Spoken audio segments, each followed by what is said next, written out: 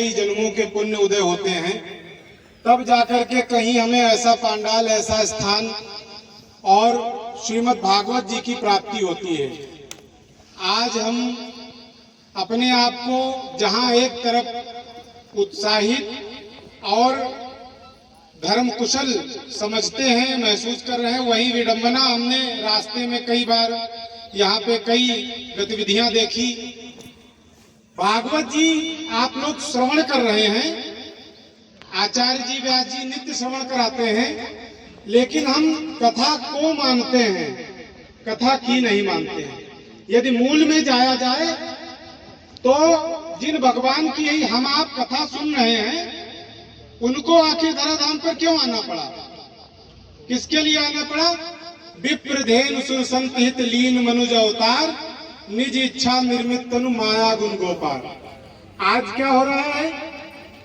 जो गोविंद की आराध्या है, आप भागवत मेरा भी इष्ट है और आप सबका भी होना चाहिए, समस्त सनातनियों का होना चाहिए। हमारे इष्ट की भी जो इष्ट है, जो उनकी आराध्या है, त्रैलोक की जननी गौ माता। हर आदमी चाहता है कि एक निवाला, एक पहली रोटी गौग्रास के नाम पे निकाली जाए। श्रद्धा तो बहुत है परंतु विश्वास नहीं है, और राम तब तक नहीं आते हैं भवानी शंकरो वंदे श्रद्धा विश्वास रूपिणो।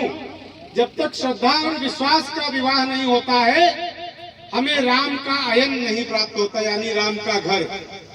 इसीलिए हम आप सबसे करबद्ध निवेदन करते हैं कि जब ऐसा पांडाल मिले, ये उर्वरा भूमि है, यहाँ ऐसा बीज बोइए जो पनपे। वो बीज क्या है? हमारे ही ग्राम सभा से शुरुआत होती है राजनीति की। गली का गुंडा मवाली हम लोग चुन लेते हैं और वो फिर अराजक तत्व बन जाता है।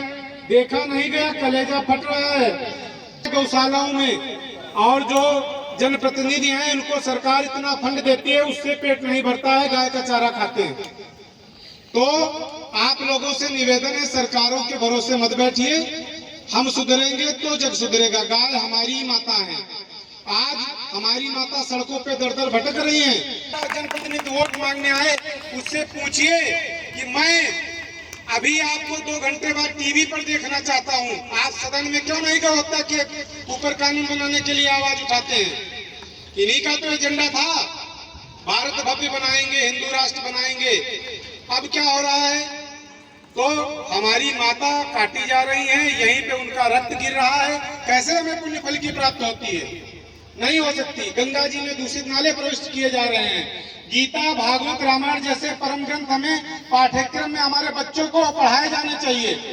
अहिल्याबाई होलकर का कोई भी बच्चा इतिहास नहीं बता सकता, चाहे इंग्लिश मीडियम में पढ़ता हो या हिंदी मीडियम में, लेकिन मदर टेरेसा की फोटो दिखाते ही पूरा बता देगा हिस्ट्री की, ये तो वो है।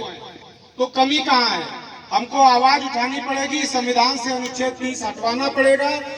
गौ माता को राष्ट्र माता स्वीकार करो। आप जब आप स्वीकार करोगे तभी सरकारें स्वीकार करेंगी। वंदे गौ मातरम।